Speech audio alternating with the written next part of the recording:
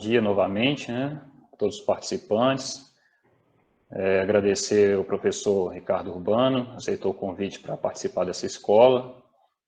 Eu vou introduzir, falar um pouco sobre a biografia do professor Ricardo Urbano. O professor Ricardo Urbano, ele é bacharel em mestre em física, bacharel, mestre e doutor em física pela Universidade de Campinas, Estadual de Campinas. Ele realizou do pós-doutoramento em ressonância magnética e quadrupolar nuclear, em baixas temperaturas e altas pressões, em física da matéria condensada no Los Alamos National Laboratory, entre 2005 e 2008. Ele foi também pós-doc no National High Magnetic Field Laboratory, entre 2008 e 2011, com sua pesquisa focada na técnica RMN, em altíssimos campos magnéticos, até 45 Tesla, e baixas temperaturas, da ordem de milikelvin, antes de ser contratado como cientista pesquisador, Scholar Researcher, no National High Magnetic Field Laboratory, entre julho e novembro de 2011. O professor Ricardo Urbano conquistou o primeiro prêmio Jovem Pesquisador FAPESP do Instituto Física Gleb Altaguin, da Unicamp. Hoje ele é professor livre-docente nessa instituição e realiza sua pesquisa na área de física da matéria condensada, com ênfase em sistemas com elétrons fortemente correlacionados, supercondutores e magnéticos, utilizando principalmente as técnicas de ressonância magnética nuclear e eletrônica, RMN, RQN e RPE. Além de dominar técnicas de caracterização estrutural, difração do raio-x e termodinâmicas, como medidas de magnetização, suscetibilidade magnética, térmicas e de transporte. Ele é expert em sistemas de baixas temperaturas com a circulação de hélio 3 e refrigerador de hélio 3 e L4. Atualmente é coordenador responsável por 2 laboratórios de pesquisa no IFGW e atual chefe do departamento de eletrônica quântica. Publicou mais de 80 artigos científicos, dentre eles Nature Physics, PNAS, Physical Review Letters, entre outros, com mais de 1.300 citações. Possui 2 patentes. Orientou vários alunos de graduação, no caso 5, e pós-graduação 5. Recebeu o prêmio Achievement Award Distinguished Postdoctorate no Los Alamos National Laboratory e a posição Jack Crow Fellow no National High Magnetic Field Laboratory. Recebeu a menção honrosa pelo trabalho desenvolvido na Unicamp sobre supercondutores de alta temperatura crítica à base de ferro pelas pró-reitorias de graduação e pesquisa. Feita essa introdução, eu vou passar a palavra para o professor Ricardo Urbano, agradeço novamente, e fica à vontade para começar a sua palestra. Ricardo. Joia. Bom, obrigado pela introdução que você fez. Agradeço bastante a possibilidade de estar participando dessa escola. Espero que todos aí estejam aproveitando bastante aí as palestras e minicursos. E hoje, eu preparei para vocês aqui, eu vou falar também sobre supercondutividade. Eu sei que o professor Yakov já falou sobre isso na segunda-feira com vocês. Então, eu modifiquei um pouquinho aqui a parte que eu tenho que falar sobre supercondutividade, né, tentando ilustrar mais aqui, vou tentar mostrar alguns videozinhos bem curtos para vocês, dos fenômenos, porque geralmente quando a gente faz um curso desse na Unicamp, a gente faz a demonstração da levitação e tal, né? E dessa maneira remota a gente não vai poder fazer, mas eu gostaria de mostrar para vocês rapidamente como isso acontece. Vai ser talvez interessante para aqueles que nunca viram, né? E vou aqui focar em alguns pontos que eu acho que vocês têm que guardar na memória, se perguntarem o que é isso, o que é a supercondutividade, para aqueles que não sabem nada, que pelo menos tenham alguma lembrança assim, do que seria, né? Mas eu não vou falar só sobre supercondutividade. Como o Jonathan falou, eu trabalho majoritariamente com ressonância magnética, então eu vou falar um pouquinho sobre isso, apresentar a minha técnica para vocês. E também vou falar na parte final dessa aula um pouco sobre os sistemas que eu andei estudando desde que eu comecei nessa pesquisa em supercondutividade. A parte interessante sobre isso é que a parte que eu estudei sobre supercondutividade é o que a gente chama de supercondutividade não convencional, né? Unconventional Superconductivity. E isso acho que vai ser bastante novo para vocês, para aqueles que nunca ouviram falar, e tem a ver com magnetismo sendo protagonista aí de como a supercondutividade aparece nos sistemas não convencionais. Então, espero que seja bastante proveitoso aí para todos vocês, né?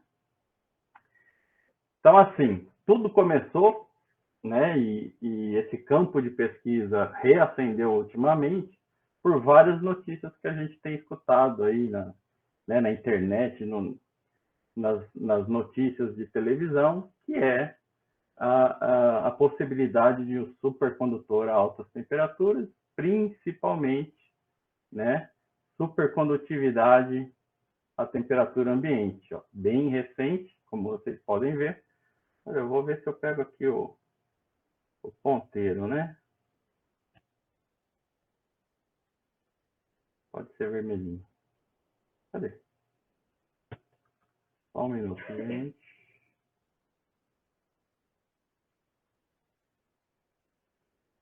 Bom, não está aparecendo. Vocês conseguem ver o meu mouse? Vai ser assim como... Mexe aí o mouse aí, por favor. Estou mexendo. Não, porque está no modo apresentação.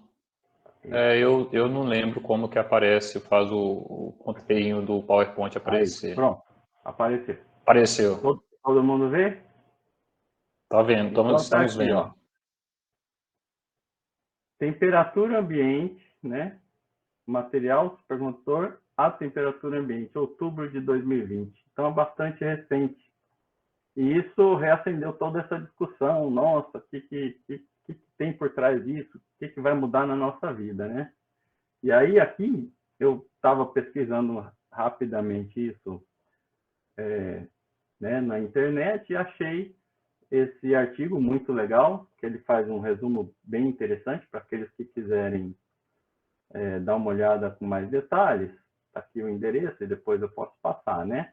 Mas, basicamente, né, ó, dezembro de 2020, basicamente, eles estão discutindo aí a possibilidade de várias aplicações e se a gente realmente vai passar de uma sociedade, né, da era dos semicondutores para uma sociedade da era supercondutora. Então, vamos ver se eu convenço vocês. Eu não preciso convencer, né? Já estou convencido, mas aqueles que gostam do assunto, talvez possa sair daqui com uma cabeça bastante mais aberta do que começou nessa aula. E quando a gente fala no assunto supercondutividade, bom, para aqueles que não sabem do que poxa, eu tenho essa dúvida, aonde que vocês vão hoje, né? Hoje em dia, a gente vai no Wikipedia e digita lá, na Wikipédia, para quem prefere assim, supercondutividade ou superconductivity. E aí o que aparece é o seguinte: supercondutividade é um conjunto de propriedades físicas de certos materiais, não todos eles, onde a resistência elétrica se anula, vai a zero, e as linhas de campo magnético são expelidas do material. Então, tem que acontecer essas duas propriedades simultaneamente. Tá certo? Tem muitos materiais por aí que você vê as linhas de campo sendo expelidas por causa do diamagnetismo, mas não são supercondutores, porque a resistência deles não é nula. Então, qualquer material que exibir essas duas propriedades simultaneamente é chamado de supercondutor. Simples.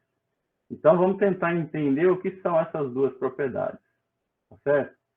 E aí, a gente tem que lembrar, né? Primeira coisa é que a condutividade é perfeita. Resistência zero. Mas isso não acontece sempre. Como a gente está vendo aqui, num material metálico normal, a resistividade é algo que vai com a raiz, com um expoente ao quadrado, né? Uma curva quadrática. Mas para supercondutores, isso também é verdade até um certo ponto e até uma certa temperatura, que a gente chama de temperatura crítica, onde a resistência ou resistividade vai a zero e, a partir de então, o estado do material é completamente diferente, né?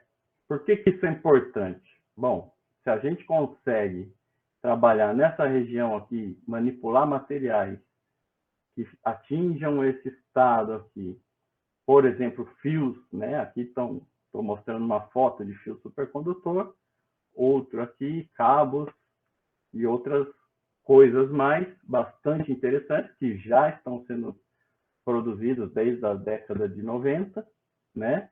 A gente pode transportar eletricidade sem dissipação, sem perda de energia. Hoje em dia, nas redes elétricas, o que a gente sabe é que, né, lá em Itaipu, por exemplo, eles geram energia e a coisa vai perdendo a cada quilômetro, perde cerca de alguns % disso. Isso gera aí um prejuízo enorme. Se a gente conseguisse baratear o custo desses cabos para fazer a rede, poderia, no fim da linha lá, economizar bastante dinheiro. Então, só essa primeira propriedade do supercondutor já tem bastante aplicação tecnológica, né? Sensores SQUID, depois vou falar um pouco sobre isso. A gente tem uns equipamentos para medir magnetização que utilizam sensores SQUID, que é Superconducting Quantum Interferometer Device. Ele utiliza uma junção Josephson para medir pequenas variações de magnetização aí de DDPs, né? Bastante baixas dentro do material, é muito sensível. Mas também, né, circuitos digitais bastante rápidos, filtros eletrônicos importantíssimos para a comunicação, né, nos satélites e tudo mais, e mais recentemente supercondutores quânticos, né, que podem fazer uso desse fio supercondutor. A informação caminha muito mais rápida dentro deles. Ainda ontem, eu ouvi dizer que saiu um cálculo aí que levaria, né, utilizando o computador quântico, que levaria 600 mil anos para resolver. E altos campos magnéticos, que eu vou explorar bastante aqui nessa minha aula. Por quê? Porque, primeiro, que eu uso isso na minha técnica, né, para explorar novos supercondutores. E também tem várias outras aplicações que eu pretendo mostrar para vocês aí ao longo desse seminário. Então, aqui já falei, né, as linhas de rede elétrica. Já é um fato, na Alemanha já tem uma cidade que está fazendo cabos, né, já está utilizando aqui. Eles utilizaram por cerca de 1 quilômetro, só para fazer um teste. No momento ainda é bastante caro, então é só para tentar ver a viabilidade do projeto. Mas já estão fazendo o projeto virar realidade, né? E na Dinamarca, bastante recente, aqui em 2019, saiu publicado moinhos de vento, né, geradores com fios supercondutores, para que coletem do vento, né, através de uma bobina supercondutora, recolher o máximo que consegue de energia. Então, bastante interessante, só pensando nessa propriedade do supercondutor, né? E aí aqui vem magnetos supercondutores de altos campos magnéticos. Onde que a gente usa isso? Bom, o professor Yakov falou um pouco sobre isso, né? Ressonância magnética. Na medicina, hoje a gente sabe que é bastante complicado entrar dentro desse buraco, aí tem gente que tem claustrofobia e tal, mas não precisa, né, entrar na faca, não precisa fazer uma cirurgia para acessar algumas informações que só essa técnica mostra, não invasiva, né? Eu vou mostrar algumas imagens depois lá na frente. Aqui eu mostro um equipamento muito comum de ressonância magnética nuclear, que é usado aí na maioria dos laboratórios para investigar várias coisas, desde fármacos e coisas em química, né, até física mesmo. O meu equipamento não é assim totalmente comercial, porque eu construí ele, né, desenhei ele do zero, juntei um monte de pedaços, porque no caso desse equipamento aqui, o campo é fixo, porque eles desenham o equipamento para medir alguns elementos apenas, tipo hidrogênio, carbono e coisa assim. O meu eu posso, né, variar o campo e também os outros elementos aí da tabela periódica, mas depois eu falo mais sobre isso, né? Então, seria algo como esse outro magneto aqui, que está pendurado por fora de uma garrafa térmica gigante ali. Esses magnetos são enrolados com fios supercondutores, tá certo? E trabalham imerso em banho de hélio líquido. Mas, além disso, e o professor Jacob falou muito bem sobre isso, também não seria possível todo aquele projeto do estudo da partícula de Higgs, da onde começou o universo e tal, sem que existissem magnetos supercondutores. E nem fios, né, supercondutores que eles usam para passar correntes muito altas aqui, como a gente pode ver, 20.000 amperes em média que eles passam através desses cabos para gerar esse detector gigante aqui do Atlas, né, que é uma das bases do CERN para a detecção no acelerador de partícula, né? E cada um dessa coisa aqui envolta em um material isolante é um uma bobina supercondutora bastante grande. Para vocês terem ideia, esse disco aqui tem quase 30 metros de diâmetro, tá certo? E além disso, todo feixe que é circulado aqui no acelerador, ele é também colimado dentro de um tubo, que são esses que eu estou mostrando aqui, né? Com a ajuda de bobinas supercondutoras. Então, é assim que eles fazem a luz fazer curva aqui dentro, tá certo? Então, sem magneto supercondutor e sem a pesquisa que a gente faz para melhorar cada dia mais, seria impossível coisas desse tipo. Mas não é só isso. A gente tem que lembrar aqui que para ser supercondutor, e apareceu aqui um videozinho ali, também precisamos que ele seja diamagnético perfeito. O que isso quer dizer? Quer dizer que quando você aplica um campo magnético sobre esse material, ele vai gerar uma corrente, né, um comportamento interno que vai expelir essas linhas de campo de dentro dele. E como que ele faz isso? Quando ele sente a presença do campo magnético, todo mundo, acho que nesse curso sabe que um campo magnético gera uma corrente em torno dele, né? A regra da mão direita, coisas desse tipo. E quando o material está supercondutor, não há resistência para o elétron se mover, então é muito fácil estimular esse tipo de corrente dentro dele, que é uma corrente circular em torno das linhas de campo, e isso faz com que gere um campo magnético igual e contrário. E é assim que ele acaba expelindo a linha de campo dentro dele. Não vou me ater em muitos detalhes aqui, porque vocês já viram isso na segunda, né? Que temos aí dois tipos de supercondutores, tipo 1 e tipo 2, e basicamente a diferença entre eles é que existe um estado misto no tipo 2. E é o estado misto que permite, então, que a gente tenha as aplicações que eu vou mostrar a seguir, né?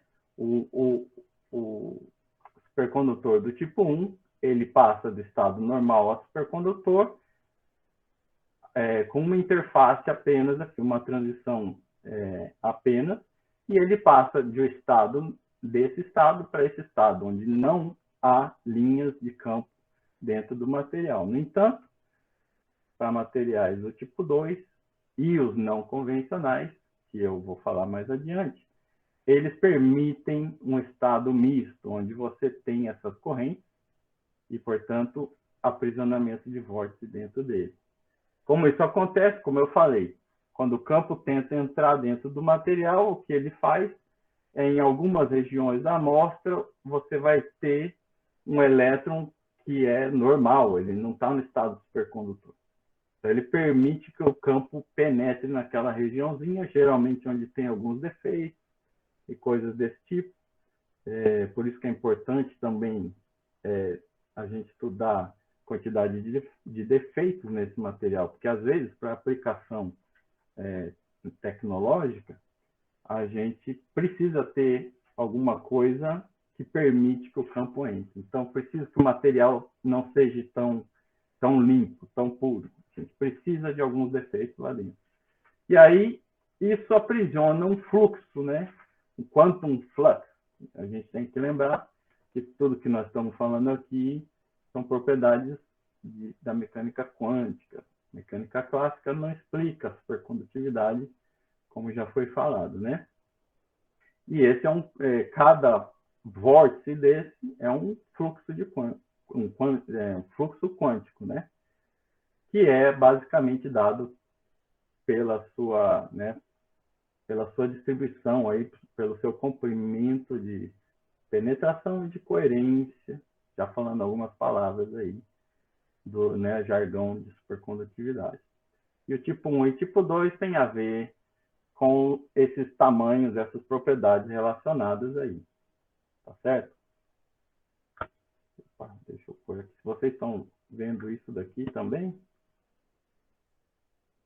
Essa mensagem aí embaixo ou só eu que estou vendo? Qual mensagem? Tem aqui o app, Meet Google, está compartilhando uma janela, sei lá. Bom, tudo bem. Não apareceu. Não aparece aí. Para mim está aparecendo. Tá jóia. Tá em cima do texto que eu escrevi, por isso que eu estou perguntando.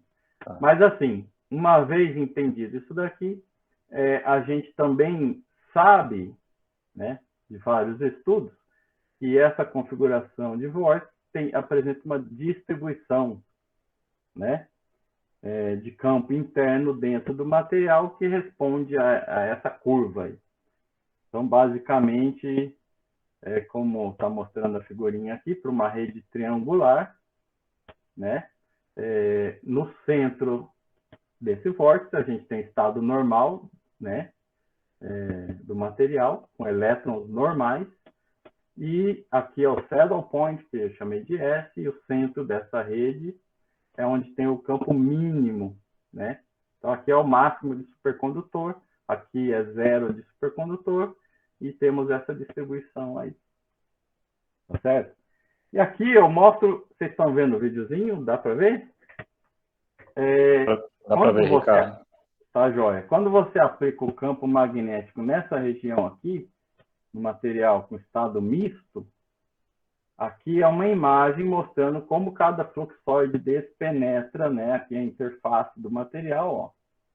Então, eles vão penetrando um a um nesse, né, fluxo de campo, esse quantum flux aqui, essa unidade de quantum flux, até que o material todo, né, a supercondutividade é destruída e o material todo fique normal.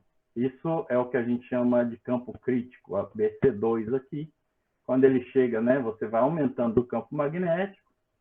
Quando ele chega no campo crítico, ele passa para o estado normal. É quando você consegue colocar um máximo de vórtice dentro até que suma a supercondutividade. Esse é o significado do campo crítico BC2, nesse caso. Tá certo? Tudo bem até aqui? Professor? Oi, pode perguntar. Uma dúvida. O senhor falou que você vai aumentando o campo até que você consiga o máximo de vórtice dentro do seu semicondutor. Sim. Alô? Anderson, o seu áudio cortou. Sumiu. Alô? Repete o final da pergunta, por favor. Sim, eu quero saber qual o máximo de vórtice que cabe dentro desse supercondutor, por exemplo. Então, obviamente depende do tamanho do material e tal, né? Mas olha, o fluxo total dentro dele, né, dado por essa integral aqui, sobre uma região, sobre a área, então vai depender do seu ΔS, aqui, ds. E é número inteiro multiplicado por esse. Cada um desses é um deles, né?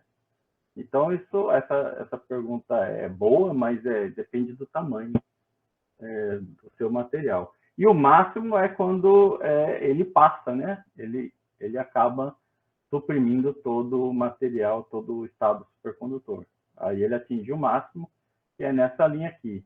Você vê que depende do campo, quando a temperatura é baixa, mas para altas temperaturas, esse intervalo é cada vez menor. Então, você consegue fazer o vórtice entrar daqui para cá, ou, na verdade, daqui para cá, dentro dessa regiãozinha aqui. Porque também, abaixo do campo crítico 1, que é onde ele tem o efeito mais total, você não tem mais a presença de vórtice também. Então, ele só aparece nessa região aqui. Tá certo? E a resposta para a tua pergunta vai ser dada por essa fórmula aqui. Você teria aqui, cada material tem o seu... É uma impressão digital, né? Qual é o tamanho do comprimento de coerência dele e o tamanho do lambda, que é dado por um sobre e dessa curva aqui, né? Dessa exponencial. Tá certo? Ok, então isso se relaciona com alguma grandeza de capacitância magnética? A gente pode falar em termos assim? Espécie de capacitância, tanto de campo magnético, que um tal dispositivo pode compor análogo à capacitância elétrica. Se você quer fazer um paralelo com um mecanismo clássico, você pode pensar a capacitância no meio de elétrico, talvez poderia fazer esse paralelo. Nunca pensei nisso, mas talvez sim, para fazer uma analogia. Mas, de novo, todo esse mecanismo aqui é devido ao fenômeno quântico. Então, não dá para fazer um paralelo muito, muito real sobre isso, certo? Muito... Ok. Realmente embasado. interessante. Tá joia? Joia, Bom, perfeito. outra coisa que a gente tem que falar aqui rapidinho para vocês é que esse diamagnetismo permite também a levitação quântica. Isso que é o que vai trazer a aplicação tecnológica, certo? Eu vi que o professor mostrou o sapinho sendo levitado dentro de um campo muito forte lá, no lab que eu trabalhei, lá foi lá que aconteceu aquele sapinho levitando, mas é porque o sapo é diamagnético, não é porque ele é supercondutor. Tá certo? Aqui a gente precisa das duas propriedades. Que ele tenha condutividade perfeita e que ele seja diamagnético. E mais do que isso, para que aconteça a levitação quântica, isso aqui não acontece para supercondutores tipo 1. Somente nessa região aqui, onde você tem o estado misto, que te permite a penetração das linhas de fluxo. No caso aí, os vórtices, são famosos vórtices, né? Então, quando isso acontece, são efeitos distintos, né? A levitação por causa do diamagnetismo, mas a levitação acontece e a coisa fica paradinha ali em cima por causa de uma outra propriedade, que é o aprisionamento das linhas de fluxo nos vórtices. Então, ele fica, a gente usa a palavra pinning, ele fica ancorado, tradução mais fidedigna aí é ancoramento das linhas de fluxo dentro do material. E é um fenômeno quântico, isso que a gente não pode perder de vista. Eu gostaria de passar para vocês aqui um videozinho de alguns segundos, na verdade, acho que não chega a 1 minuto, porque, como eu falei, quando a gente faz uma aula dessa no modo presencial, a gente leva o kit de levitação, tem pessoas que só acreditam vendo, né? Então, é bastante ilustrativo nesse ponto. E eu gostaria de mostrar para aqueles que nunca viram como isso acontece. Para quem já viu, fica aí a ilustração novamente. Me fala se vocês conseguem ouvir, senão eu vou narrando também. Talvez eu vá narrando, né? O que ele está fazendo é, usando uma pastilha de um material supercondutor, isso é nitrogênio líquido, a gente precisa resfriar o material, né? Até temperaturas de nitrogênio, nesse caso.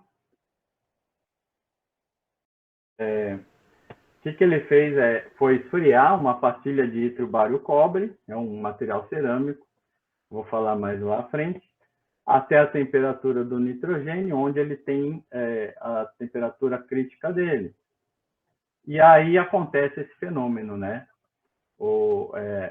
Ele vira supercondutor nessa temperatura e ele começa a repelir as linhas de campo que são introduzidas no material por esse ímã. Esse material prateado é um ímã permanente de neodímio, certo?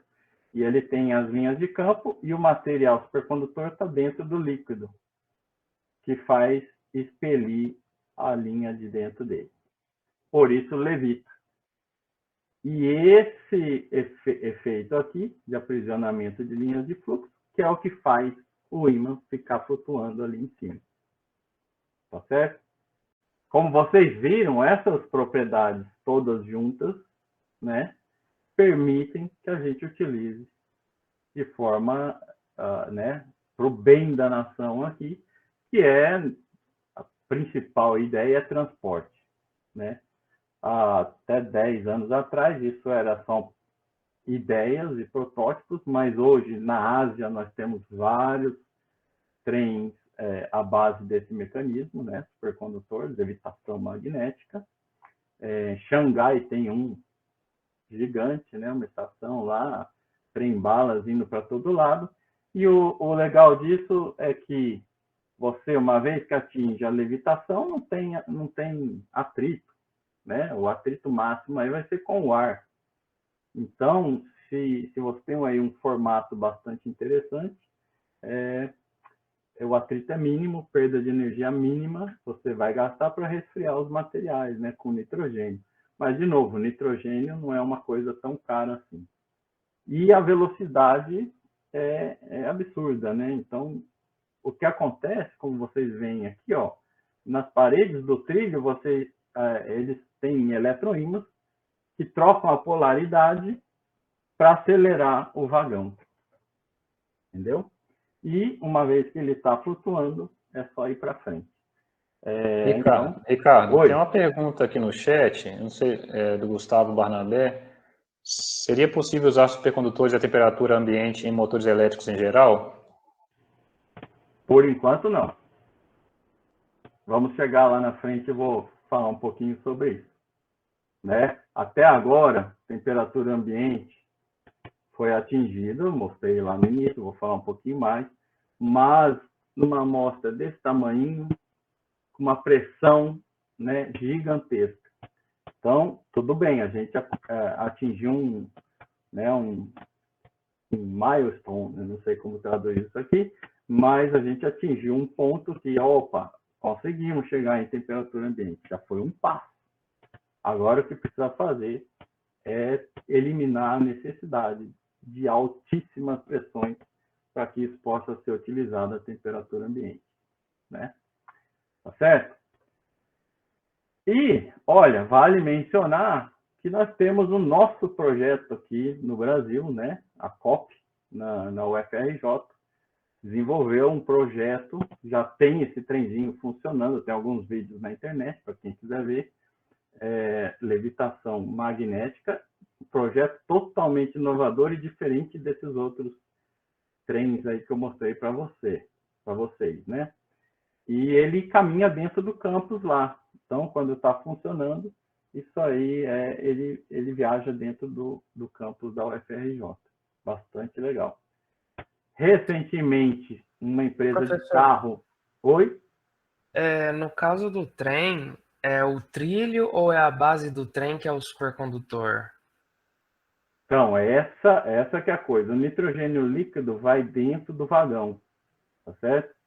E o supercondutor está no vagão. O trilho são os magnetos, né, para levitar. Entendi. E aí ele consegue manter uma temperatura baixíssima. Dentro do vagão ele produz o nitrogênio líquido e fica mantendo o material ali, né, naquelas garras e na base do trem supercondutor. É isso. Ah, tá. Entendi. E essa é uma das diferenças, eu não tenho muito tempo para entrar em detalhes, mas nesses vagões aqui, o campo magnético é gerado por eletroímãs, na verdade, por isso que é mais caro. Então tem aí um gasto de energia elétrica.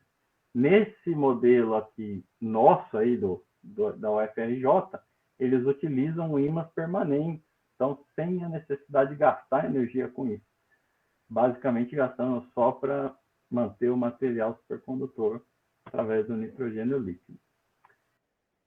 Bom, como eu estava falando, uma empresa de carro, né, a Lexus, a gente não tem muito aqui no Brasil, mas nos Estados Unidos, né, isso daí é normal aqui, carros de luxo. Eles fizeram uma versão de Volta para o Futuro, aí, o Hoverboard Superconducting, né? Aí fizeram aí a propaganda e tal. Foi bastante difícil, para quem for ver o videozinho na internet, vai ver que foi bastante difícil do pessoal conseguir fazer as manobras, mas flutua. E a coisa aqui que ninguém conta é que o chão todo, o piso, foi preparado com ímã. Então, não é em qualquer lugar que ele flutua, não. Só tem que ter o ímã para que, né, a levitação ocorra. E eu queria passar mais um videozinho, porque aí é top essa ideia. Deixa eu ver se ele vai. Me fala se está ouvindo o som. Não estamos ouvindo, mas está passando o vídeo. Só o vídeo. Tá, joia. O que eles fizeram com essa aplicação? Inventaram um tubo que eles evacuam, removem o ar de dentro para eliminar ainda mais resistência com o ar, né? E fazem um trem, um vagão que é levitado e acelerado. Ele primeiro, né, acelerado eletricamente e depois levitado para viajar a velocidades absurdas. Para que é isso? A ideia é fazer esses tubos aí embaixo do oceano, por exemplo, para você ir da América para a Europa e coisas desse tipo. A ideia aqui é utilizar a mesma tecnologia, só que em tubos evacuados que possam navegar sobre o oceano. Não sei quem não ouviu a explicação, foi essa, né? Embaixo da água, por exemplo, e cruzar sei lá, da América, dos Estados Unidos para a Europa em cerca de, né, minutos, nem horas. Por quê? Porque a resistência vai ser muito baixa e a velocidade pode ser muito alta. Então, é uma ideia do nosso amigo Elon Musk, cara da Tesla, né, que está especulando absurdamente aí na Bolsa de Valores, mas o cara é milionário, trilionário, sei lá, e tem essas ideias um pouco avançadas, mas já estão pondo em prática. Já existe o protótipo e ele gostaria de ter isso daí funcionando, né, nos Estados Unidos, por exemplo, em São Francisco, para San Diego, coisas desse tipo. Vamos, tem muita coisa para falar. Bom, o que eu gostaria que vocês tivessem em mente também é um pouco do histórico. Eu preparei aqui um gráfico, onde eu vou apresentar para vocês a evolução desde que começou, né? Foi em 1911, já foi mencionado nesse curso. O que não foi mencionado é que esse senhor distinto, que recebeu o prêmio Nobel por essa incrível descoberta, ele não estava procurando encontrar supercondutividade no mercúrio, e dizem por aí, em alguns lugares, né, que na verdade ele percebeu que a resistência do mercúrio foi a zero na temperatura do hélio líquido, porque ele estava investigando propriedades do hélio líquido, né, a muito baixas temperaturas. E o termômetro, que era feito de mercúrio, apresentou um comportamento estranhíssimo.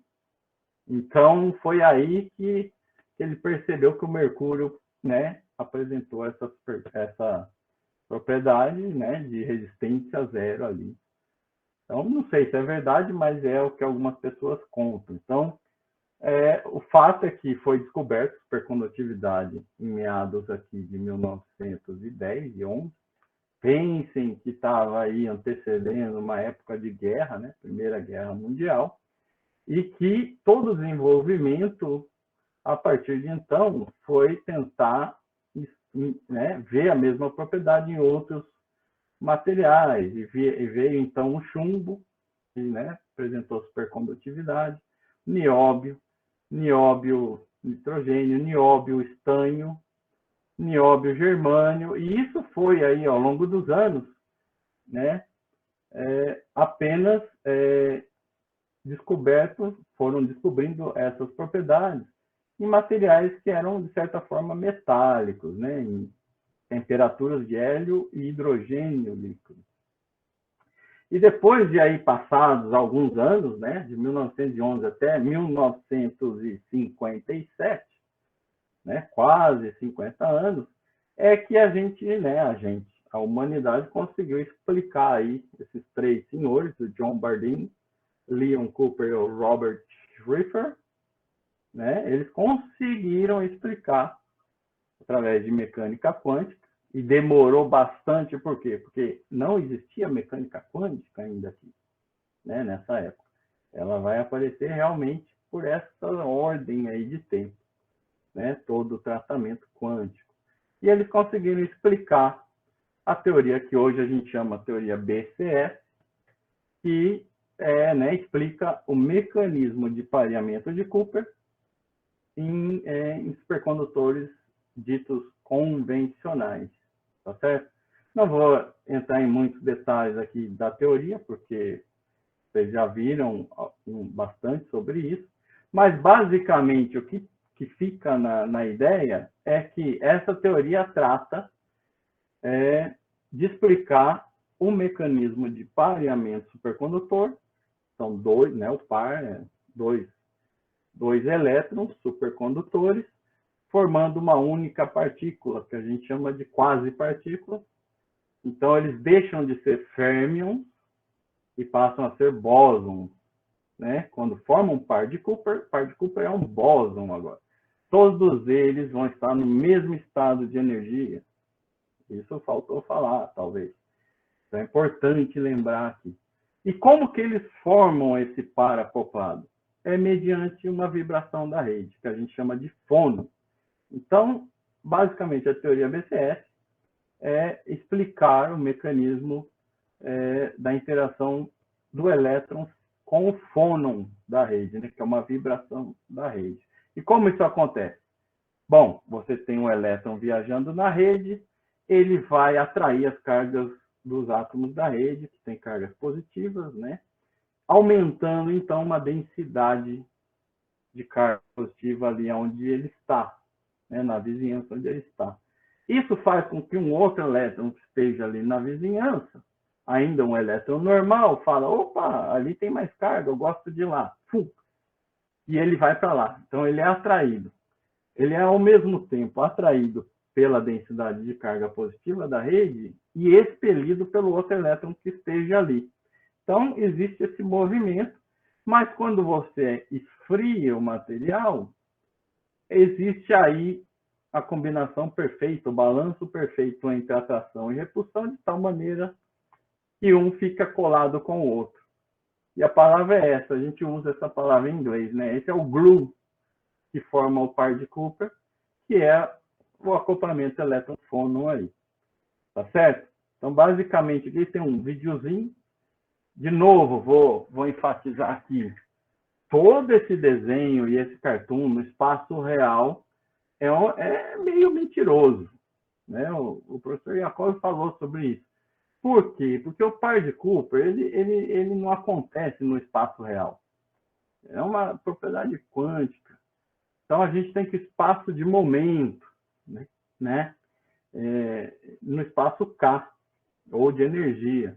E lá que as coisas acontecem. Você vai ter um elétron com um K+, acoplando com um elétron com K-. O K é o vetor de onda. E aí sim você forma essa quasi-partícula com spins trocados e formando esse estado que a gente chama condensado supercondutor. Tá certo? Então, essa basicamente é a teoria BCS. E por que eu estou gastando um tempo aqui?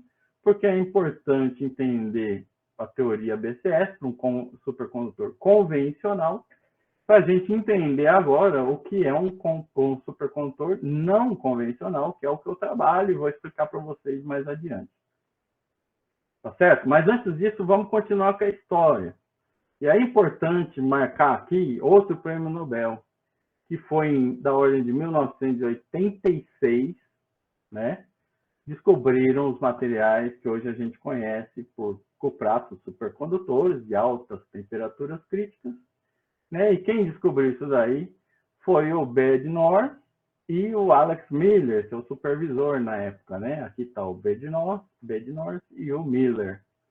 E esses dois distintos cavalheiros aí ganharam o prêmio Nobel por ter descoberto essa classe de materiais supercondutores nessa época aqui, né, 1987.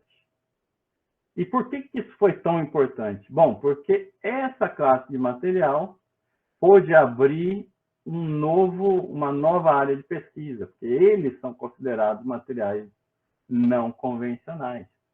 A teoria BCS não explica isso, tá certo? Mas é importante falar sobre esse marco na história, 1986, 87. E aí eu tive a chance, aí eu estava novinho, né, ainda bastante novo, de participar de um workshop em comemoração aos 80 anos do professor Miller, professor Alex Miller, né, que é uma pessoa muito agradável, simpática. Estava aqui comendo um cookie de chocolate, manchou todo o bigode, estava tudo caído na barriga, mas ele concordou em tirar essa foto aí comigo para registrar, né? E a gente aqui fica, né? Aquela história, como chegar perto do prêmio Nobel, né? Tirando foto. Assim é simples. Tá bom? O que acontece? Essa classe de materiais, como eu falei, como mostrei no vídeo, o material que eles usaram foi esse aqui, ó, o ítrio, bário, cobre, oxigênio. Tem uma TC da ordem de 90, por aí 92, e o nitrogênio líquido, que é da ordem de 77 Kelvin, já é suficiente para transformá-lo em supercondutor. Tá certo? E logo, né, explodiu aqui. São vários materiais dessa mesma família, alguns sob pressão, que atingiram a casa aí de 163 Kelvin como TC. E, ao mesmo tempo, outras famílias de supercondutores foram, a partir de então, sendo descobertas. Porque, né, foi uma corrida muito grande para tentar descobrir novos materiais. Então, temos aí o grupo, né, à base de carbono. Esse aqui é um material orgânico molecular. Essa família aqui que eu vou falar bastante hoje aqui, que são os heavy fermion supercondutores, são não convencionais, inclusive com materiais à base de plutônio, coisas desse tipo. E mais recentemente os iron arsenides, né, os supercondutores à base de ferro arsênio, né, que são também não convencionais. Esses materiais, né, dos cupratos são os famosos high TC, e todos essa família aí que eu falei estão relacionados com supercondutividade não convencional. O que isso quer dizer? O mecanismo de pareamento não é mais através de uma vibração da rede, do fono. Então, a teoria BCS não explica esses materiais. Qual teoria explica isso, professor? Não sabemos até hoje. Por isso, né, é uma área de pesquisa, é uma das áreas que eu escolhi, porque, né, eu estava presente aqui como pesquisador já nesse momento da história. Entendeu? E é bastante intrigante, por não ter a resposta, é o que motiva a gente a procurar essa resposta. E, na verdade, a minha pesquisa, pelo menos, consiste em entender que tipo de magnetismo está aqui, porque a gente sempre percebeu que todos os materiais supercondutores não convencionais, eles apresentam uma supercondutividade que está vizinha a um estado magnético. E a gente não entende bem como isso acontece, como existe uma coexistência desses dois estados, sendo que a teoria BCS, né, prediz que eles sejam excludentes, ou seja, supercondutividade não gosta de magnetismo. Eu acabei de mostrar para vocês os vídeos em que você aplica campo magnético, ele destrói supercondutividade, tá certo? Mas nessas classes de materiais aqui, isso não é verdade. Eles convivem dentro do material e muito bem. E a gente entende hoje, já adiantando um pouco, que uma flutuação magnética de spins, e por isso a maioria dos materiais supercondutores não convencionais tem um estado magnético do tipo antiferromagnético, é que o par de Cooper é formado, talvez, e muito provavelmente, por flutuações desses spins aí, flutuações magnéticas. Então, não tem muito a ver, né, ou somente a ver com flutuação, né, vibração da rede. Entender esse tipo de supercondutividade é muito importante. Por quê? Porque eu acabei de mostrar para vocês que os materiais supercondutores que têm possibilidade de aplicação tecnológica pertencem a essa classe de material, e a gente não sabe a teoria deles, né? Os materiais convencionais são esses aqui em azuis, ó. Basicamente metais. Aquele fio que eu mostrei no início da palestra, da minha aula, era magnésio boro 2, que eu também estudei, mas não vou falar hoje aqui. Ele é também convencional, né? E já tem fios sendo fabricados, mas para ser supercondutor, você ainda tem que vir a temperaturas bastante baixas aqui. Tá certo? E é uma questão aí, a relação entre supercondutividade e magnetismo é muito importante. É o que eu vou falar e apresentar lá no final do seminário. Tá certo? E não sabemos, e é uma questão em aberto. Então, vou falar sobre os heavy fermions supercondutores e os supercondutores à base de ferro, né? Que foram descobertos aqui por volta de 2008, 2007, 2008. E temos aí alguns com maiores TCs aqui, só que também aplicando pressão no material. Tá certo? Para completar todo esse histórico de supercondutividade, eu tenho que mencionar que no ano de 2000, o professor Yakov e outros falaram em possíveis supercondutividades, né, observadas a temperatura ambiente no grafite. Ele falou grafite, né? HOPG é Highly Oriented Pyrolytic Graphite, certo? Grafite pirolítico altamente orientado. Então, você tem camadas de grafite ou grafeno, no caso, hoje chamamos uma camada dessa de grafeno, uma em cima da outra. Então, são várias folhas colocadas assim, né? Esse material é legal, eu gostaria de mencionar, porque para quem faz aula comigo em física moderna, em lab de física moderna, a gente utiliza esse material para mostrar a técnica de STM, né? Scanning Tunneling Microscopy. Então, a gente consegue ver os átomos de carbono na rede, como essa imagem aí no lab de física moderna aqui, que eu ministro quando tenho oportunidade, tá certo? Por que eu estou falando de grafite e grafeno? Porque, olha só, semana passada, olha, fevereiro 1 de 2021, os físicos mostraram que se você faz uma rotação entre esses dois planos, né, de 1,1 grau, olha como é um negócio sensível, o material se torna supercondutor. Temperatura ainda muito baixa, mas já é também mais uma nova descoberta aí nessa classe de materiais. Tá certo? Vamos dar sequência para terminar o histórico total, né? Dias de hoje, chegamos aqui em 2015, 2020. Temos aí essa nova classe de materiais, que não é bem nova, né? Mas são supercondutores com metais, não é metal, né? Com materiais átomos bastante leves, hidrogênio e enxofre, lantânio com hidrogênio, porque o lantânio é bastante metálico, né? E mais recentemente aí o hidrogênio, enxofre e carbono misturado, que é o que rendeu a temperatura mais alta até agora, né?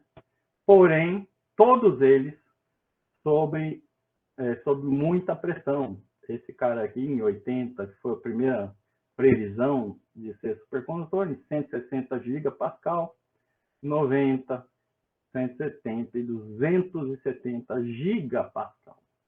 Isso aqui é uma pressão muito maior do que a do centro do nosso planeta. Né? E aí está a foto do laboratório, saiu no The New York Times. Finalmente, supercondutores, o primeiro supercondutor a temperatura ambiente. Como que eles fazem isso? Eu prometi para vocês que ia mostrar. Eles pegam 2 diamantes, colocam essa amostra no centrinho deles. Isso aqui é o que eles chamam de gasket, que é um material bastante mole. Isso aqui são os fios, né, por onde eles vão medir a resistividade, por exemplo, coisa assim, e apertam isso aqui com muita vontade, né, como eu falei, 270 gigapascal, que é maior do que a pressão no interior da Terra, e aí conseguem fazer o material confessar, tipo, eu sou supercondutor, pelo amor de Deus. Tá certo? É assim, eu tenho um conhecido que diz que tudo é supercondutor. Se você não viu ainda, é porque você não apertou o suficiente ou não o esfriou o suficiente. Então é interessante essa frase, né? E, né, respondendo a pergunta que fizeram aí no início, supercondutividade, a temperatura e pressão ambiente ainda é um desafio. A gente não consegue, ainda não conseguimos isso, né? Mas é um desafio que nós estamos aí tentando e por isso a pesquisa na área, né? Trabalho in progress, work in progress. Mas assim, como eu prometi, ressonância magnética nuclear é o que eu trabalho, vou falar um pouco sobre ela. Essa é uma técnica que foi descoberta, prêmio Nobel também, junto lá com supercondutividade, meados de 1900 e as bolinhas, né? Mas, e veio sendo desenvolvida para, junto com supercondutividade, explicar tudo isso. Então, essa é uma grande importância. Ela só veio a ser utilizada na medicina em tempos muito recentes. Talvez para vocês, né, não tanto, porque foi na década de 80, 90, que se, né, pensou em utilizar a ressonância para a medicina. Mas ao lado de outras técnicas, que eu listo aqui, não vou falar nenhuma delas, né, é uma técnica bastante importante para estudar a supercondutividade. A gente pode voltar nesse ponto aqui depois. E o que a gente precisa saber para entender ressonância? Primeiro que o átomo, né, tem o núcleo e tem os elétrons em volta dele. Se a gente pegar o mais simples, que é o hidrogênio, tem um elétron, e tanto o núcleo quanto o elétron tem spin. Professor, o que é spin? Bom, spin é um momento, é um dipolo magnético que o elétron tem. Uma carga em movimento gera campo. Se essa carga está rodando, ele tem um campinho magnético associado a isso, que a gente chama de spin. No núcleo é um pouco mais complicado, também não vou entrar em detalhes aqui, mas também tem spin. E o hidrogênio tem spin nos dois. Outra coisa que a gente precisa entender aqui, que é a interação Zeeman, é o que relaciona o campo magnético com esses momentos de spin. Por isso que precisamos aplicar campo magnético. E o fenômeno, então, trata de relacionar energia com campo magnético. Então, quando o campo é nulo, o material está basicamente paramagnético, spins para todo lado, magnetização total zero. Mas quando você aplica um campo, você alinha esses spins paralelo ou antiparalelo com o campo, gerando, então, um vetor magnetização resultante, né? Porque aí a gente tem um ensemble de partículas com spins. E quando você aplica o campo nesses materiais, os níveis de energia degenerado do sistema, né? Com estados spin mais meio, spin menos meio, né? Um acima do outro, em estados diferentes. E pela distribuição de Boltzmann, a população também é diferente. E o que a gente faz? Então, agora a gente joga uma onda, né, eletromagnética, de radiofrequência ou micro-onda, em cima do sistema, de maneira a fazer a população se igualar. Quando isso acontece, o sistema absorve energia, ele devolve energia quando ele retorna ao seu estado inicial, num movimento de precessão, equivalente ao da Terra ou do peão, né? E emite um sinal DC que a gente coleta no nosso computador e é um sinal de absorção de energia. Esse é o fenômeno, falando simplesmente. Obviamente é um negócio complicado, é um efeito quântico também, mas para ficar a imagem aí do que é ressonância magnética, é a forma mais simples de falar. E como eu falei aqui, vocês conhecem da medicina, né, muito utilizada para métodos não invasivos, e eles olham o que dentro da gente? Nosso corpo é cheio de água, a água tem hidrogênio, é o que mais tem dentro da gente, eles olham o sinal, então, do núcleo do hidrogênio, para fazer imagens magníficas, né, do interior do nosso corpo. E aí dá para ver tanto tecido ósseo, que é duro, né, raio-x que veria isso, mas dá para ver muito melhor por ressonância, tecido muscular, tecido cancerígeno, e órgãos internos e outras coisas. Isso aqui só para informação de vocês. Na física da matéria condensada, como eu falei para vocês, a gente pode olhar vários materiais, vários núcleos, e podemos sondar várias propriedades com resolução em escala atômica. Para a gente entender a supercondutividade, a gente tem que entender o que acontece lá dentro. A montagem experimental, então, requer, vou falar mais hoje à tarde, mas requer aqui sempre magnetos supercondutores de altos campos magnéticos dentro aqui. E aí, basicamente, a gente insere nossa amostra, né? No caso da medicina, você entra no buraco lá, mas na nossa amostra a gente insere aqui dentro do material com uma sonda que possui aí uma bobina, onde a gente coloca a nossa amostra dentro. Essa sonda tem um circuitinho RLC, que vai ter uma frequência característica. Você desenha, né, controla o tamanho do solenoide para que esse circuito atinja a ressonância na mesma frequência do núcleo que você quer ver. E aí faz medidas. E eu queria mostrar para vocês, rapidamente aqui, um pouco do que a gente faz no nosso laboratório. Né? Começando por férmions pesados supercondutores, que é uma classe de supercondutor não convencional, como eu disse. A teoria BCS não funciona. Foi primeiro descoberto em 79 por Dr. Frank Staglish, né, no Instituto Max Planck, na Alemanha. E, como eu falei, relaciona aí magnetismo com a supercondutividade. E na junção desses dois estados, tem também um negócio que a gente estuda muito, que é a criticalidade quântica. Talvez assunto para outra palestra. Falando rapidamente alguns trabalhos para vocês verem como que a gente faz essa pesquisa, né? A gente detectou aqui, olha, HC2 em função da temperatura, esse é o diagrama de fase. Aqui o material é normal, aqui ele é supercondutor, mas a gente descobriu uma nova fase supercondutora ali dentro. Isso aí, anos de 2000 e alguma coisa, nesse laboratório em Los Alamos. Aqui eu mostro alguns resultados de NMR, né? São linhas de absorção. Não importa muito o que elas significam, mas importa dizer que a gente descobriu que dentro do estado supercondutor, a gente encontrou uma fase que era magnética, quando se aplicava o campo magnético. E mais que isso, os dois estados, magnetismo e supercondutividade, estavam coexistindo. Por que isso é importante? Para a gente entender que magnetismo precisa estar lá para o material virar supercondutor. Certo?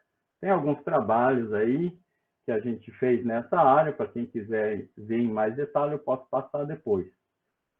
Depois de estudar o material sério cobaltínio 5, né, que era supercondutor aqui, a gente também estudou o efeito de dopagem nele.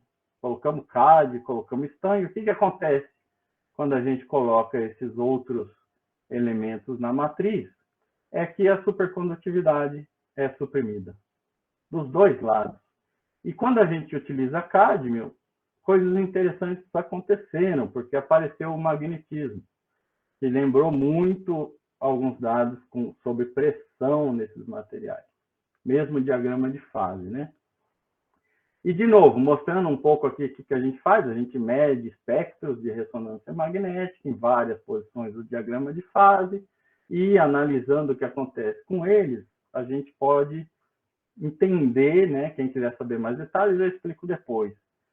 Só de olhar para o espectro, a gente entende que o sistema está inhomogêneo, porque aparecem várias linhas, separação de linhas, e medindo também tempos de relaxação, mostrar que coexistência microscópica entre magnetismo e supercondutividade. E para ficar claro para vocês, aqui tem a ideia que a gente teve aqui, quando você dopa o material, formam pontos onde você estimula o magnetismo a se formar.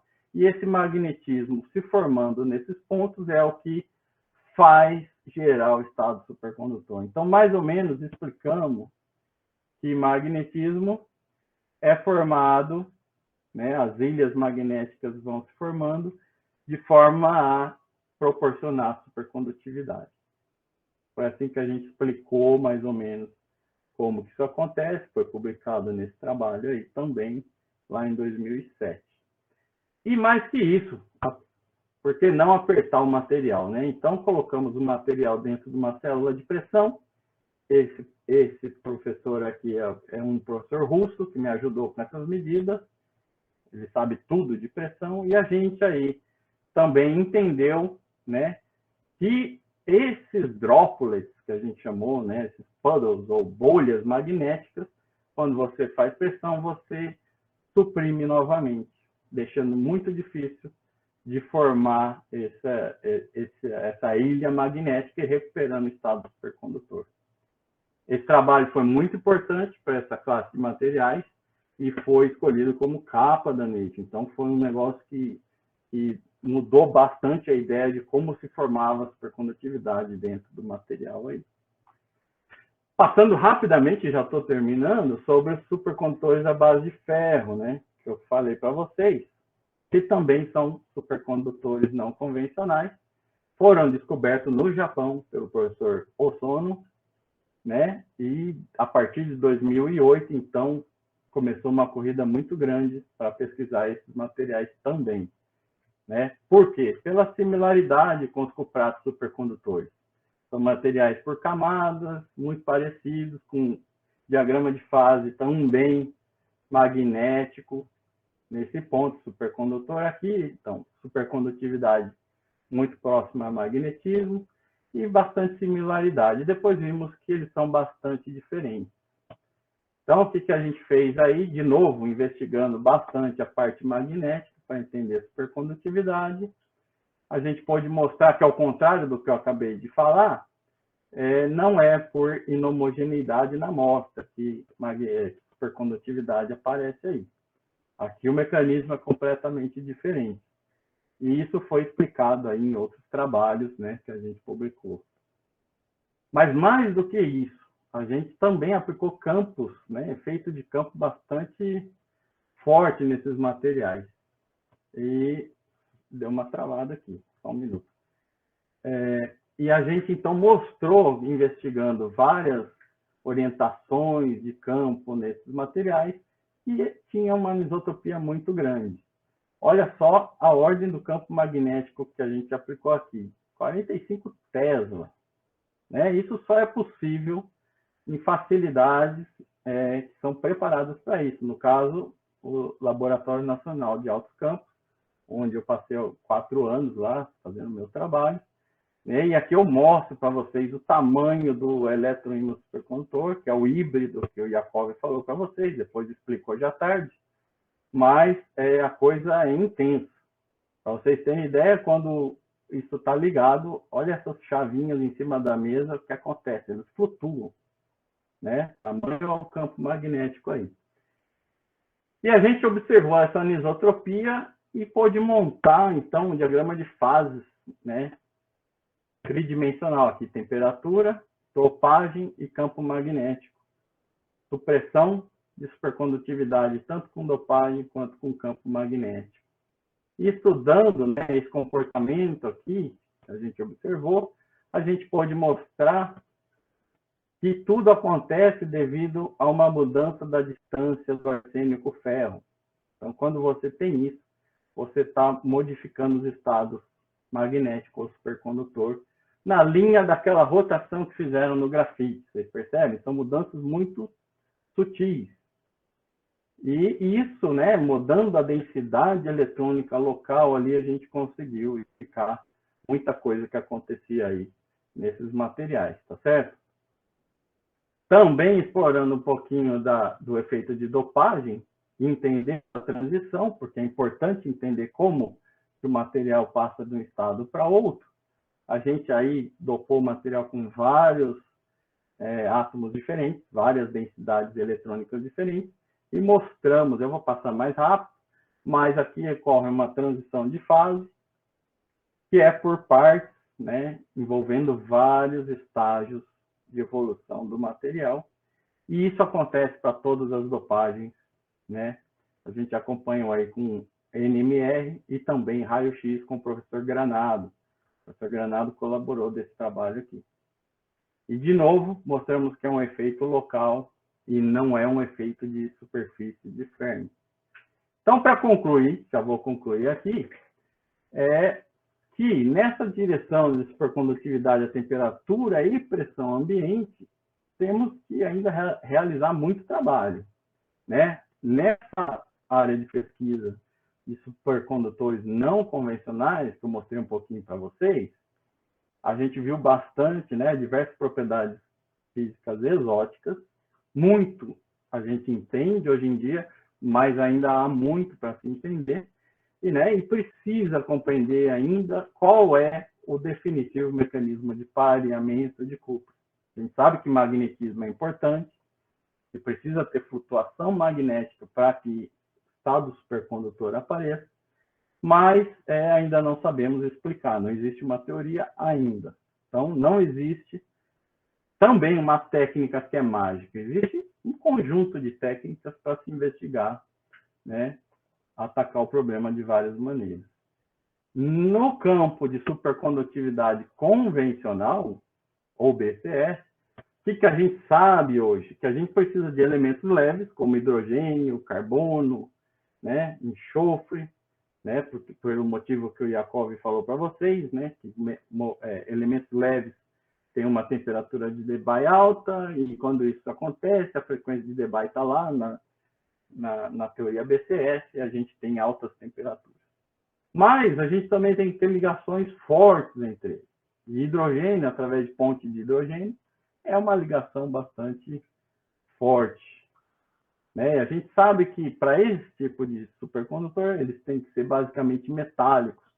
Se eles não são metálicos, o que o pessoal está fazendo é espremê-los com pressão até virar metal. Mas a ideia ainda que fica é que precisa se eliminar a necessidade de altas pressões para atingir supercondutividade a temperatura e pressão ambiente, e aí destravar esse problema para muitas aplicações tecnológicas. Eu termino por aqui, já falei bastante para vocês até agora. Eu tenho aí alguns vídeos para mostrar, mas eu mostro depois, talvez à tarde. Ok?